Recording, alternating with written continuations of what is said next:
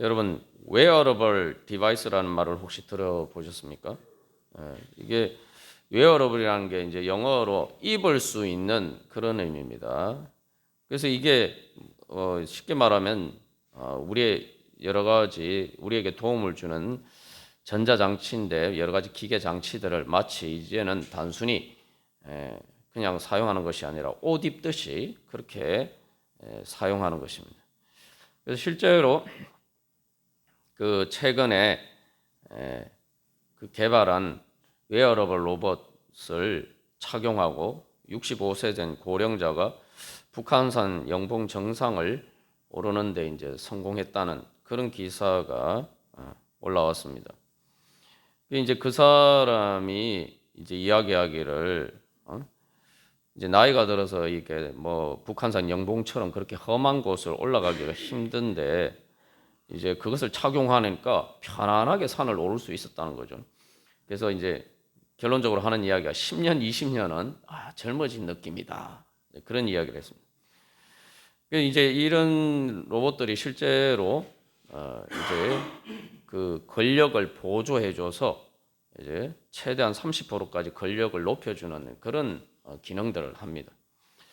이제 이런 로봇을 입으면은 말 그대로 우리가 이제 여러 가지 인간의 내 그 육신의 한계들을 극복할 수 있는 그런 능력을 얻게 됩니다.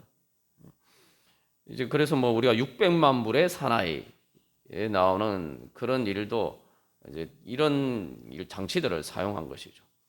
이제 근데 이런 웨어러블 로봇뿐만 아니라 우리가 인간 삶에서 우리가 여러 가지 문명의 혜택을 누리면서 사는데 그 많은 것들을 보면은 그것을 내가 사용하기 위해서는 그것들이 내 몸에 익어야 됩니다. 말 그대로 내 몸의 한 부분처럼 우리가 작동을 할 수 있어야 돼요. 그래서 여러분 뭐 운전 면허를 따보신 분들은 잘 아시겠지만 처음 운전을 할 때는 이게 너무 어려워요. 진짜 무섭고 쉽지 않습니다. 심지어 뭐 차를 운전하는 것뿐만 아니라 자전거를 타는 것도 마찬가지. 근데 이게 이제 익숙해지면은 어떻게 됩니까? 차가 그냥 내 몸의 한 부분처럼 자연스럽게 내가 조정을 할 수 있게 돼요. 자전거도 마찬가지입니다. 그리고 이 사람들이 기계를 조정하는 것도 보면은 어떻게 합니까? 사람이 몸으로 할 수 없는 일을 이제 기계들을 공장의 기계나 뭐 여러 가지 그런 것들을 사용해서 하는데 그게 제일 중요한 게 뭡니까? 사람이 이제 조정을 해요. 조정. 그러면 거기에서 사람이 하는 역할은 뭐 머리의 역할을 하는 것이고, 그래서 그 로봇이나 그 기계들이 그 문명의 도구들이 말 그대로 그 사람의 머리에 따라서 지시에 따라서 움직이는 뭐 사람 몸의 한 부분처럼 움직이는 거예요. 그렇게 할 때 우리가 이제 그것을 잘 활용을 할 수가 있습니다. 그래서 어떤 인간의 내 육체의 한계를 뛰어넘을 수 있게 돼요. 이게 이제 믿음의 능력도 마찬가지입니다. 어떻게 보면은 이것도 다 믿음의 능력이에요. 믿음의 능력. 믿음이라는 게 뭐냐? 한마디로 하면 믿고 의지하는 거예요. 그러니까 내가 능력을 할 수 없는 것을 다른 것을 의지하는데 그 의지에서 그 말 그대로 그것을 내 능력으로 만들려면은 지금 우리가 앞에서 나눈 이 모든 문명의 이기들의 경우에 비춰볼 때도 가장 필요한 게 뭡니까? 말 그대로 옷 입듯이 내 자신의 몸의 한 부분처럼 그렇게 되어야 돼요. 그렇게 되어야지 말 그대로 내가 그것을 자유롭게 이용할 수가 있어요. 이게 뭐 예를 들면 운전할 때도 차를 운전하는 게 낯설게 느껴진다. 그러면 이게 운전이 어려운 거죠. 자전거를 탈 때도 마찬가지예요. 그게 낯설게 느껴진다. 나하고 거리감 있게 느껴진다. 그러면은 제대로 못하는 거예요. 뭐 하다못해 뭐 우리가 피아노를 연주하는 악기를 연주하는 것도 보면은 그 악기를 제대로 연주하려면 어떻게 돼요? 그 악기가 말 그대로 내 몸의 한 부분처럼 자연스럽게 움직여야 돼요. 그래서 이 모든 일에 결국은 가장 중요한 것은 이 능력을 우리의 한계를 초월하는 능력을 어떻게 얻느냐? 믿음을 통해서인데 그 믿음이 뭐냐? 말 그대로 내 몸의 한 부분처럼 내 자신처럼 돼야 된다는 거예요. 이게 바로 믿음입니다. 이게 이제 하나님이 주신 자연의 모든 그런 것들을 우리가 잘 활용을 하는데, 그래서 여기서 또 믿고 의지한다고 할 때 우리가 이용한다고 하지만 사실은 그 이용에 또 따르는 그 중요한 것은 말 그대로 우리가 그 자연의 법칙을 따라야 돼요. 그 자연의 법칙을 내가 무시하고 뭐 수학이나 뭐 공학적인 계산에 의해서 나온 그 수치들을 무시하고 내 마음대로 하면은 절대 기계의 문명의 이기를 사용할 수가 없습니다. 근데 하나님과의 관계는 더더군다나 마찬가지겠죠. 그래서 믿음에 우리가 이제 일상생활에서도 인간의 한계를 초월하는 그 능력을 어떻게 얻느냐? 믿음을 통해서 얻는데 그 믿음이 뭐냐? 결국은 내 자신처럼 내 몸에 내 옷처럼 입고 내 자신처럼 그렇게 한 몸이 되어야 된다는 거죠. 이게 하나님께서 사실은 자연을 통해서 또 보여주신 믿음의 비밀입니다. 우리가 그래서 주님께서 주시는 능력을 얻는다는 것도 뭡니까? 내 육신의 한계를 초월하는 거죠. 그냥 초월하는 게 아니라 말 그대로 죄와 사망의 권세 아래는 죽음의 한계 안에 시간의 한계 안에 있는 내 자신을 초월하는 거예요. 하나님의 능력을 힘입어야지만 내가 그걸 초월할 수가 있죠. 근데 그러면은 여기서 똑같은 원리가 적용이 되는 거죠. 말 그대로 하나님을 믿고 의지하는데, 그래서 예수님이 내 자신처럼 그렇게 내가 예수님과 하나가 되어야 돼. 그 예수님이 낯설게 느껴지거나 불편하게 느껴지거나 이렇게 되면은 우리는 예수님 믿는 게 아니에요. 예수님이 말 그대로 나에게 그냥 맞는 정도가 아니라 그 예수님이 내가 예수님을 따를 때에 그것이 나에게 불편하게 느껴지는 게 아니라 오히려 더 편리하고 오히려 더 나를 자유롭게 만든다, 이렇게 느껴져야지 내가 예수님을 믿는 겁니다. 근데 우리는 이제 실제로 신앙생활을 하다 보면은 뭐 제 자신도 그런 경우가 많습니다. 이 예수님을 따르는 것이 불편하게 느껴질 때가 많아요. 거북할 때가 많아요. 우리에게 그런 마음이 든다면 이거 아직 내가 예수님을 제대로 믿지 않고 있구나, 빨리 깨달아야 돼요. 예수님이 낯설게 느껴지면은, 예수님이 친하게 느껴지지 않으면은 우리는 예수님을 제대로 믿는 것이 아니고, 그렇기 때문에 우리가 믿음을 통해서 예수님의 능력을 힘입을 수 없단 말이죠. 그래서 성경에서 예수님 믿는 것에 대해서 뭐라고 얘기하냐면 그리스도로 옷 입는다라고 해요. 그리스도로 옷 입는다. 근데 이 옷은 앞에서 이제 이야기한 우리가 나눈 뭐 여러 가지 웨어러블 디바이스 같은 이런 것들은 사용할 때만 입고 있고 또 나머지 이제 벗어버려야 된단 말이죠. 사실 아직 기술이 그만큼 발전하지 않아서 이게 아직까지는 이게 이제 착용을 하는데 도와주긴 하는데 아직도 우리가 뭐 보통 옷 입듯이 그 정도로 이렇게 편리할 정도로 그렇게 아직 발전하지 못한 문제가 있어요. 그래서 뭐 우리가 그것이 필요할 때만 사용하고 이제 벗어버려야 되는데, 예수 그리스도로 옷 입는다 할 때 예수님은 벗어버리면 안 되죠. 왜냐하면 예수님은 내 생명이고 내 영생이기 때문에 그건 벗어버리면 안 되는 거예요. 내가 영원히 내 자신처럼, 말 그대로 내 심장처럼 내가 믿고 의지해야 되는 겁니다.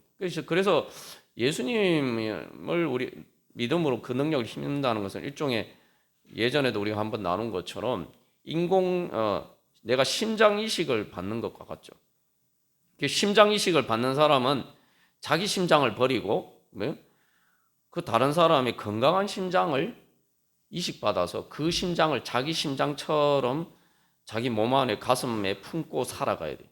그래야 살 수가 있어요. 우리도 마찬가지입니다. 예수님을 내가 믿는다는 건 뭐냐면은 예수님께 예수님의 생명을, 예수님의 심장을 내가 이식받는 거예요. 그게 우리가 구원받는 겁니다. 예수님의 심장을 이식받아서 예수님의 심장으로 내가 살아야 돼요. 근데 심장 이식받은 심장을 내가 뭐 이거 벗어버리면 됩니까? 큰일 나죠. 죽는 거예요, 그냥. 그래서 믿음의 능력을 어떻게 하느냐? 한마디로 하면 예수님을 내 심장처럼 내가 그렇게 내 가슴에 품고 내가 그렇게 살아가면은 그게 믿음이고, 그것을 통해서 우리는 이제 예수님의 그 생명의 능력으로 살아갈 수가 있습니다. 자, 그렇게 보면은 여기서 이제 믿음의 가장 중요한 원리를 발견할 수가 있죠. 뭡니까? 결국 내 믿음이 여정은 우리가 지난번에 나눈 것처럼 내가 예수님을 사랑하는데 어느 정도 사랑하느냐? 말 그대로 사랑하면서 예수님을 안아서 예수님과 내가 하나가 되어야 되는데, 예수님을 내 심장처럼 사랑하면서 사랑하게 되면은 내가 믿음의 능력을 얻고, 그렇게 되면은 내가 주님의 구원이 나에게 완성이 된다는 거죠. 그러니까 우리의 믿음의 여정은 말 그대로 내 심장을 주님께 맡기는 거예요. 근데 이게 대단하다, 정말 어려운 믿음이다 이렇게 생각하지만, 여러분, 심장 이식 수술 받는 사람들은 심장 이식을 대기하기 위해서 때로는 1년 가까이 기다리는 사람들이 많습니다. 근데 1년을 기다려도 심장 이식을 받을 수 있게 되면은 정말 기뻐요.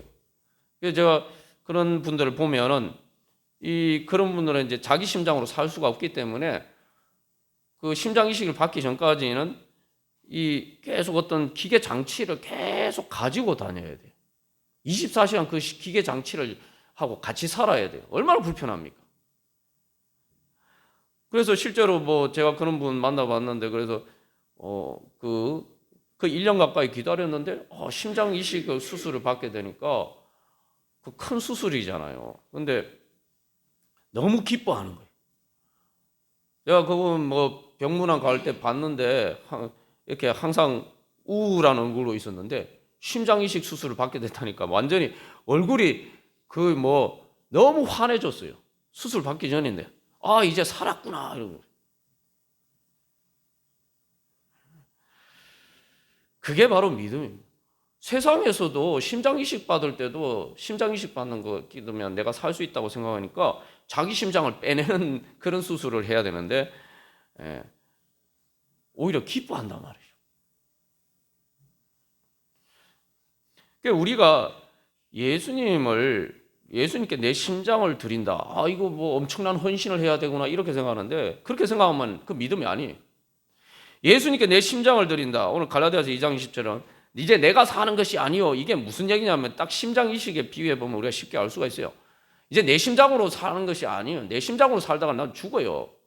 제대로 살 수가 없어요. 그러니까 예수님의 심장으로 산다 이 얘기입니다. 한마디로 말하면. 그러니까 내가 사는 것이, 그래서 내 심장을 주님 앞에 드린다. 이건 헌신이 아닙니다.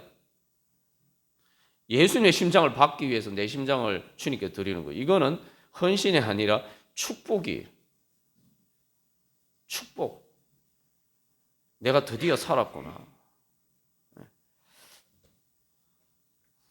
우리가 그런 믿음이 있어야지 내가 믿음의 능력을 받을 수가 있습니다. 그게 믿음입니다.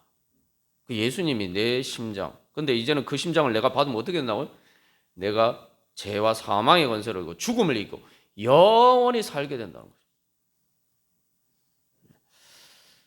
그래서 우리가 이제 지금까지 작년에부터 계속 나누는데, 이 믿음의 여정에서 결국 우리의 믿음의 완성이 뭐냐? 내가 예수님의 목마타는 믿음에까지 가면은 우리의 믿음이 완성이 되는 것입니다. 예수님의 목마를 타는 믿음이 뭐죠? 이제는 그냥 단순히 내가 주님 믿고 의지할 뿐만 아니라, 앞에 저기 화면에서 목자가 잃어버린 양을 이렇게 어깨에 메고 가잖아요. 그러면은 양이 지금 목자의 목마탄 거하고 같죠, 그죠? 근데 저기에서 제일 중요한 거, 우리가 지금까지 나눈 믿음이 뭡니까? 자기 발도, 그 잃어버린 양이 자기 발로 가려고 하지 않고 그 발을 예수님의 손에 딱 붙들려서 예수님의 손에 자기 발까지 맡겨야 돼요. 내 마음대로 내 발로 막 이렇게 다니는 게 아니라, 그죠? 예. 그래서 내 발걸음까지 내가 예수님께 맡길 수 있게 되면, 그래서 내 자신의 전체를 맡기는 거죠. 그러면은 그 다음에는 내가 잃어버린 양과 같은 그러한 내가 힘들게 내 인생길을 가는 게 아니라 나는 예수님의 목마를 타고 가는 거예요.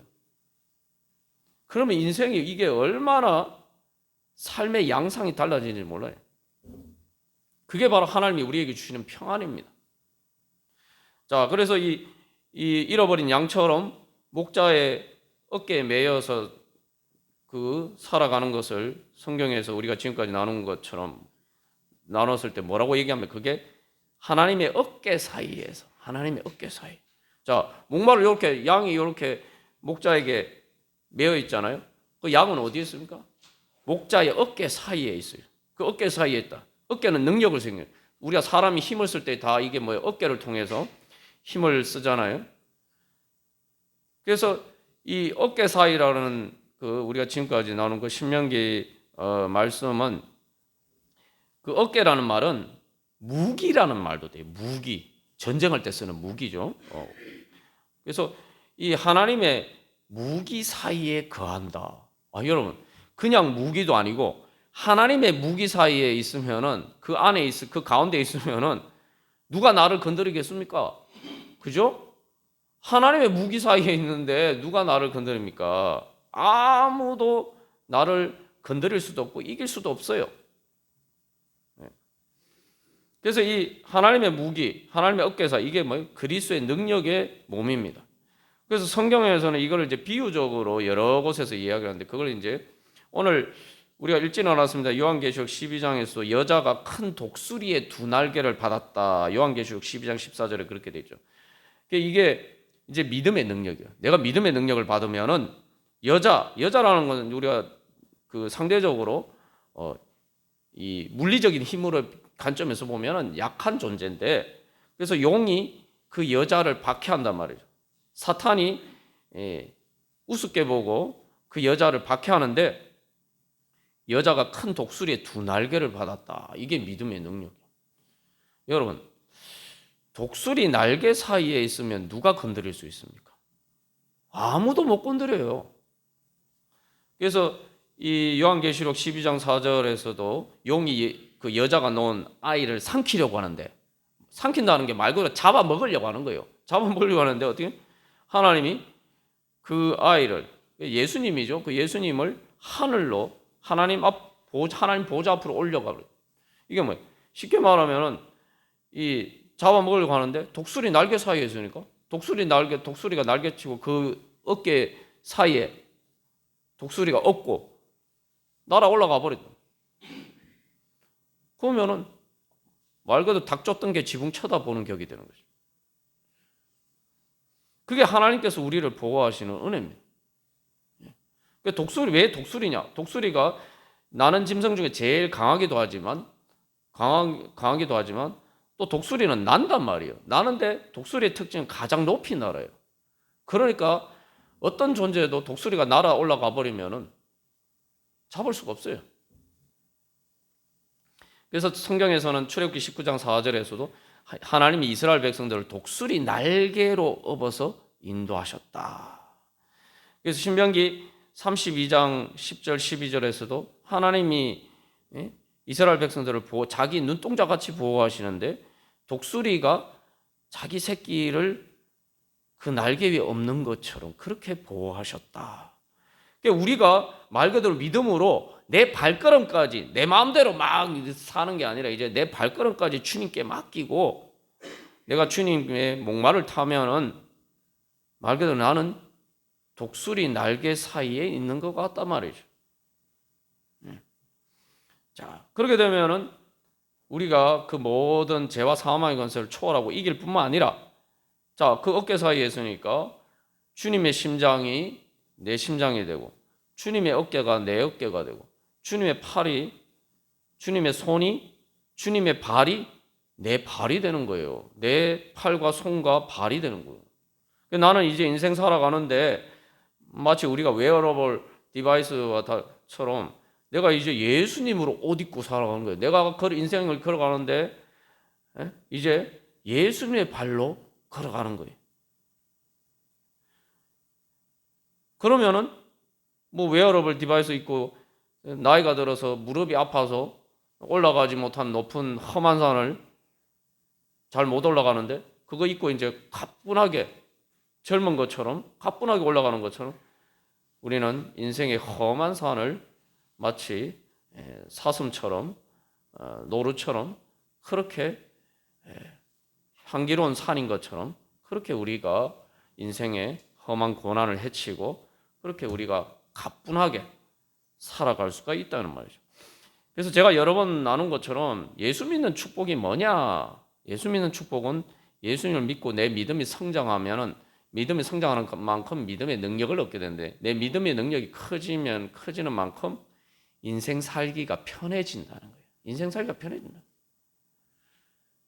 그걸 깨달아 알았으면 내가 믿음의 능력을 경험했구나 이렇게 생각할 수가 있습니다. 근데 아직도 예수님 믿는 게 불편하게 느껴진다. 신앙생활하는 게 힘들게 느껴진다. 거추장스럽게 느껴진다. 아직 믿음의 능력을 모르는 겁니다. 내가 믿음에 따라 살면은 인생이 정말 살기가 정말 편해지는구나. 하나님 날 편하게 해주시려고 말 그대로 평안 아닙니까? 날 편하게 살게 해주시려고 나보고 신앙생활 열심히 하라고 말씀하시는구나. 이거 빨리 깨달아 알아야 돼. 그게 믿음입니다. 그래서 자 양이 이렇게 목자의 어깨 위에 이렇게 딱 그 매여서 가면 어떻게 됩니까? 자 여러분 앞에 화면을 보시면은 저기 양의 얼굴하고 목자 얼굴하고 이렇게 같이 이렇게 있잖아요. 이게 영어로 하면 중첩해서 오버랩 되잖아요. 이제부터 그러면은 양은 더 이상 양이 아니에요. 양이지만 양의 얼굴과 예수님의 얼굴, 그러니까 우리의 얼굴과 예수님의 얼굴이 중첩이 되는 거예요. 그래서 이제 우리의 얼굴 가운데 예수님의 얼굴이 나타나는 거예요. 그래서 성경에서 그것을 잘 보여주죠. 에스겔이 환상을 봤는데 내 생물의 환상을 보죠. 그게 교회입니다. 교회의 얼굴을 보니까 거기에 사자 얼굴도 있고 독수리 얼굴도 있고. 이제 우리는 세상을 볼 때 영적으로 그래서 사탄의 악한 권세가 우리를 볼 때 우리는 양처럼 그 맹수들에게 잡아먹히는 그런 연약한 존재가 아니라 말 그대로 사자 같은 독수리 같은 그런 얼굴로 세상 가운데 나타난다는 거예요. 그게 바로 믿음의 능력이에요. 그게 믿음의 능력이에요. 우리가 믿음의 능력을 통해서 바로 그렇게 되는 겁니다. 그래서 교회가 그렇게 되면은 말 그대로 하나님의 전차가 되는 거죠. 하나님의 전차. 예수님이 타시는 전차가 되는 거예요. 그게 바로 오늘 이제 요한계시록 12장에 나오는 또 그 여자. 그래서 여자와 그 성도들을 통해서 그래서 하나님께서는 이 땅 가운데 하나님 나라를 이루어 가십니다. 이게 믿음의 능력을 통해서 하나님께서 우리에게 주시고자 하시는 은혜입니다. 여러분 믿습니까? 이거 하나님께서 우리에게 주시고자 하는 거예요. 내가 믿기만 하면은 여기서는 뭐예요? 내가 믿기만 하면 예수님 믿기만 하면은 내가 바로 우리 교회가 그렇게 될 수 있다는 겁니다. 그것부터 먼저 믿어야 돼요. 자, 그래서 이게 이제 믿음의 능력을 얻는 믿음이 뭐냐?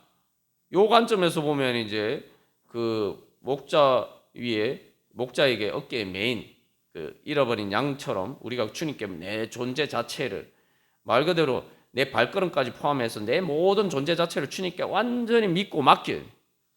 믿고 맡기는 그래서 주님을 따라가면은 바로 내가 어린아이가 아빠 목마 타면 어떻게 됩니까?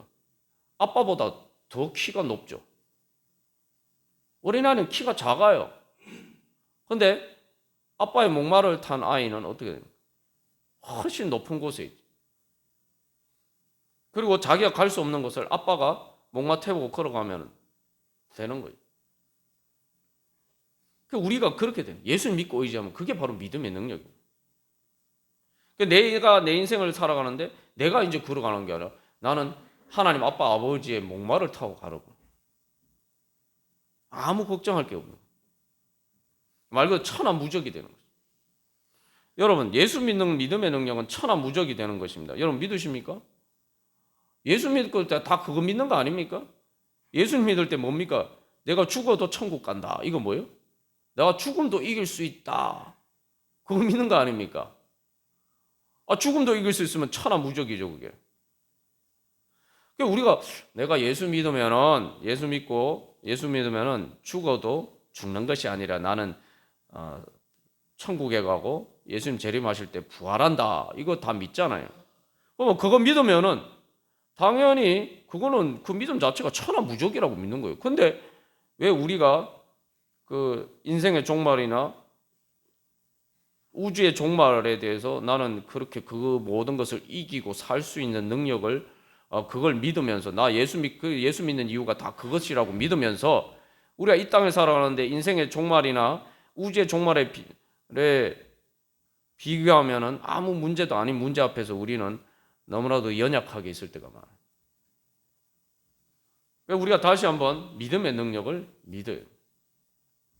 자, 그래서 이 믿음의 능력을 믿는다라고 할 때 이걸 실제로 그러면은 이 믿음으로 내가 어떻게 예수님을 내 자신께 맡기느냐, 이게 구체적으로 내가 어떻게 해야 되느냐, 이제 이게 중요하죠.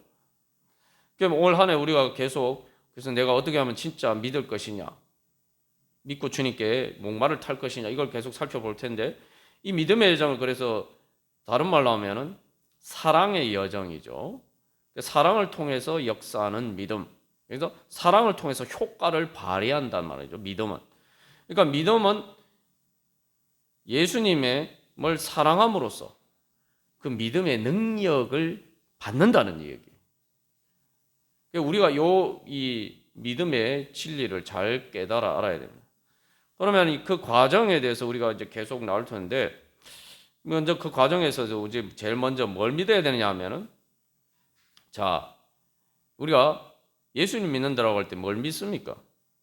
예수님 믿는다면 뭘 믿? 가장 기본적으로는 나를 위해서 십자가를 지신 예수님 믿는 거죠, 그죠? 뭐 우리 다 잘 알잖아요. 근데 나를 위해서 십자가를 지신 예수님을 믿는다. 이게 뭐냐? 그걸 진짜 그렇게 믿는다는 게 뭐냐?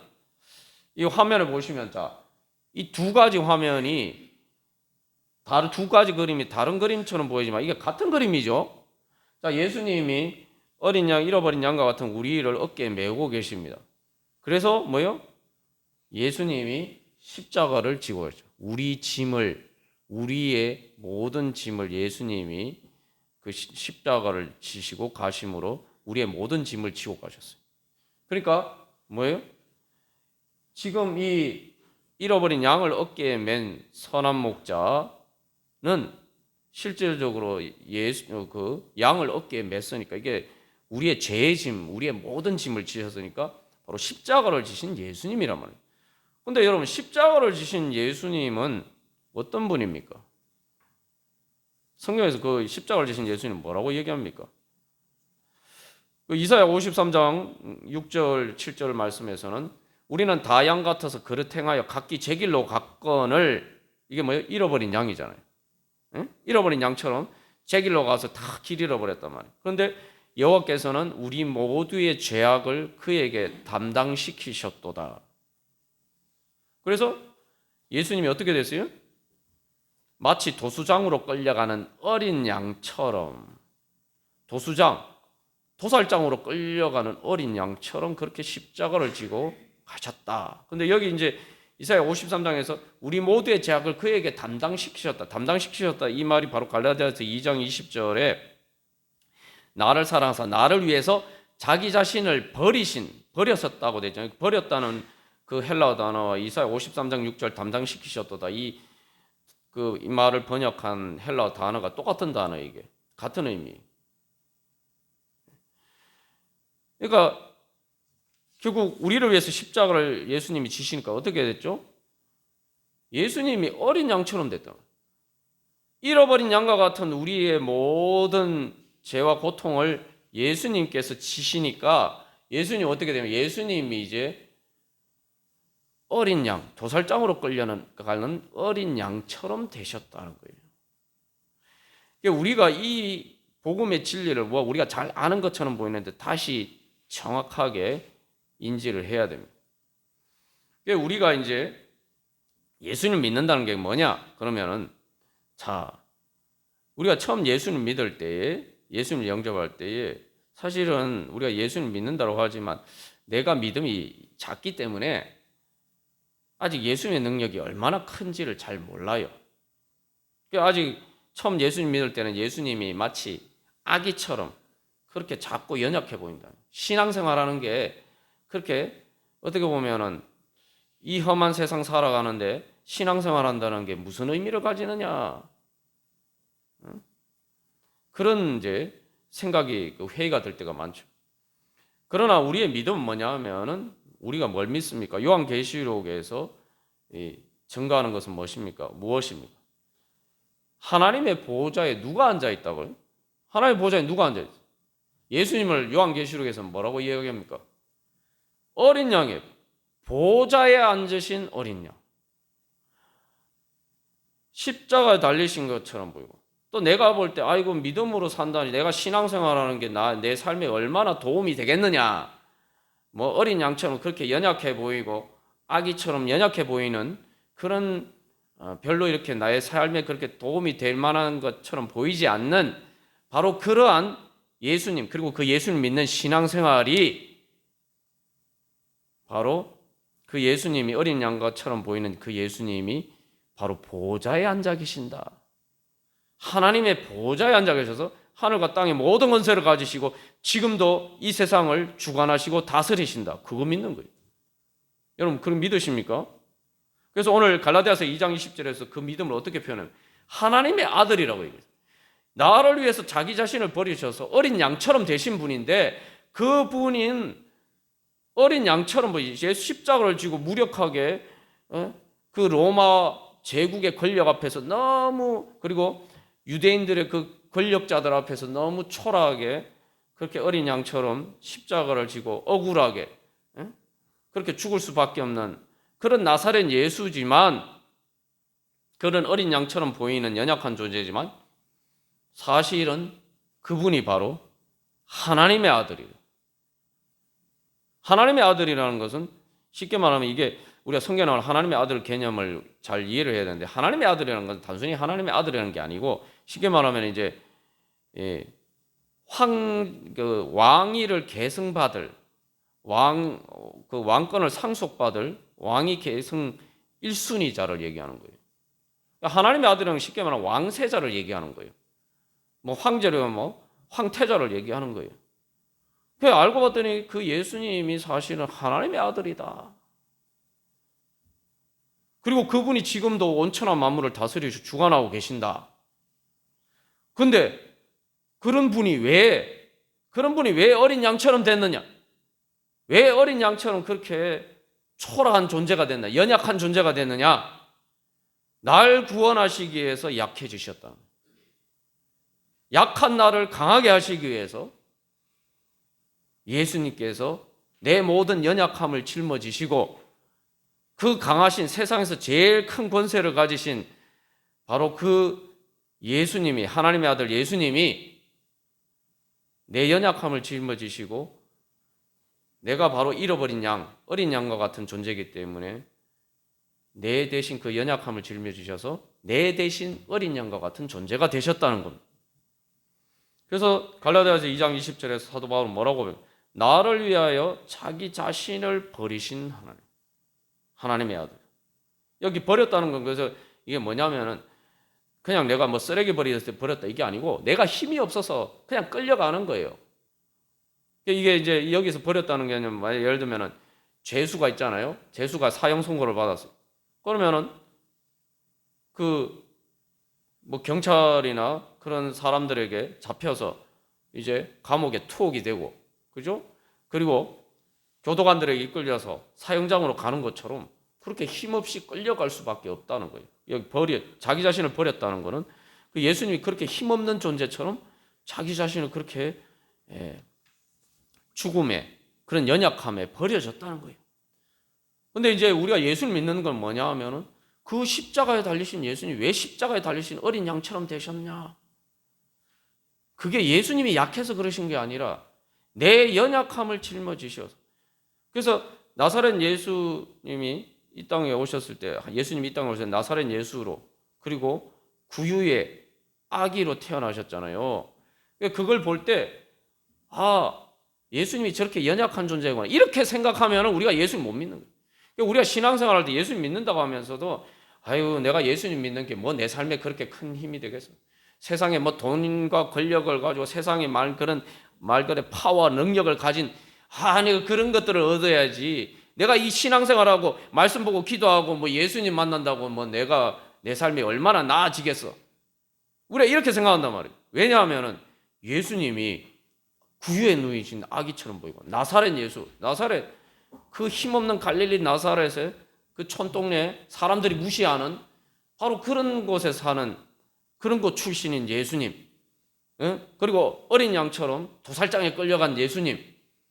우리 눈에 육신의 눈에는 그렇게밖에 예수님이 안 보인단 말이죠. 그러니까 처음에 예수님 전할 때 사람들이 예수님 못 믿은 이유가 뭡니까? 아니 저기 그 로마 제국의 저 식민지 변두리에 있는 유대라는 그 촌동네에 무슨 나사렛 예수가 무슨 놈의 뭐 메시아고 뭐 지금 하늘과 땅의 권세를 가지고 다스리는 만왕왕 만주의 주라고? 거기다가 십자가에 힘도 없어가지고 억울하면서도 십자가에 달려서 사형당해서 죽은 그 어린 양 같은 그런 예수가 무슨 놈의 주님이냐. 그래서 많은 사람들이 예수를 못 믿은 거 아니에요. 오늘날 우리가 예수님 신앙생활 할 때도 마찬가지예요. 내가 예수님 믿는 신앙생활을 통해서 내가 어떤 능력을 얻을 수 있는지, 하늘과 땅의 모든 권세를 가진 그 예수님이 제자들에게 뭐라고 말씀하셨습니까? 하늘과 땅의 권세를 하나님이 나한테 다 주셨는데 그걸 누구한테 또 예수님이 맡기신다고요? 교회에, 제자들에게, 예수 믿는 사람들에게 그걸 맡기신다고 말씀하셨잖아요. 근데 우리의 육신의 눈에 어두워 있을 때는 이 믿음을 통해서, 예수님 믿음을 통해서 우리가 그런 권세를 가질 수 있다는 것을 전혀 모르는 거예요. 그 예수님 믿는 게 아니에요. 오늘 우리가 왜 요한계시록이 특별히 12장 5절, 6절과 17절 말씀을 발췌해서 읽었냐 하면은 여기 중요한 하나의 단서가 있죠. 뭐라고 얘기합니까? 여자가 아들을 낳으리니 그 이 아들은 장차 철장으로 만국을 다스릴 남자, 이게 예수님이죠. 근데 17절에 보면은 여자의 남은 자손이 나와요. 자, 그러면은 예수님도 여자의 아들인데 여기 남은 자손은 누굽니까? 바로 성도들이죠. 예수님을 믿고 그래서 하나님의 계명을 지키며 예수의 증거를 믿는 성도들이. 근데 이 성도들과 예수님을 뭐요? 같은 여자의 자손으로 이야기하죠. 이게 뭡니까? 내가 예수님을 믿으면은 예수님의 권세가 성도들을 통해서 나타난다. 그래서 우리가 바로 그 믿음을 가져야 됩니다. 예수님이 약하게 보이는 것, 교회가 약하게 보이고 신앙생활가 약해 보이는 것은 내가 약해서 그런 거예요. 내가 믿음이 작기 때문이고, 예수님이 약하신 건 예수님이 진짜 약하신 분이라서 그렇게 약해진 게 아니라 바로 나 때문에 나를 강하게 하시기 위해서, 내 모든 약함을 가져가시고 나를 강하게 해주시기 위해서 예수님이 약해지셨다. 이걸 믿음으로 볼 수 있어야 됩니다. 다음 화면 남겨주시죠. 그래서 이 화면에도 보시면 두 화면이 다른 화면처럼 보이는데, 다른 그림처럼 보이는데, 저기는 마리아가 예수님을 안고 있죠. 예수님이 마리아의 품에 안겨 있어요. 연약한 아기잖아요. 근데 실제 모습은 뭡니까? 예수님이 우리를 안고 계십니다. 저 두 가지가 같은 그림이라는 것을 우리가 볼 수가 있어요. 그래서 이제 우리가 뭘 믿어야 되느냐? 2000년 전에 예수님이 이 땅에 갈릴리 나사렛 예수로 오신 것처럼 이제도 나에게 그렇게 찾아오셔서 바로 내 안에 계시는 예수님을 믿어야 됩니다. 날 구원하시기 위해서 연약한 내 안에서 지금도 역사하시는 예수님을 믿어야 됩니다. 2000년 전 갈릴리 나사렛 예수처럼 갈릴리 나사렛 같은 내 안에서 일하시는 예수님, 작은 아기 같고 어린 양 같은 연약한 내 안에서 역사하시는 예수님을 우리가 믿어야 돼요. 그래서 우리가 그렇게 믿을 때 바로 연약한 아기처럼 보이는 바로 그 예수님이 뭐예요?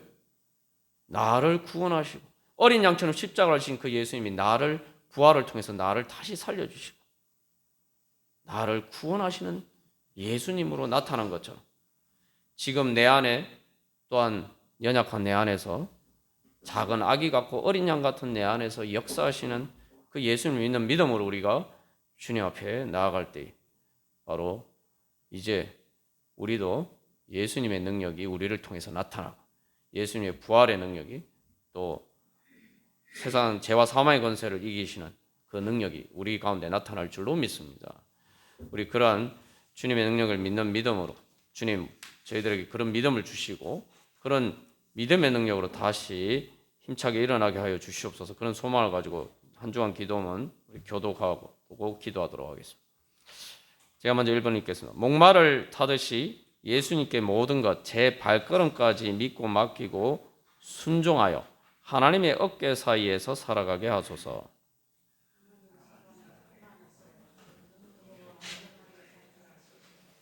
연약한 나를 구원하시기 위해서 아기와 어린 양처럼 자기를 낮추신 주님의 사랑을 보게 하소서.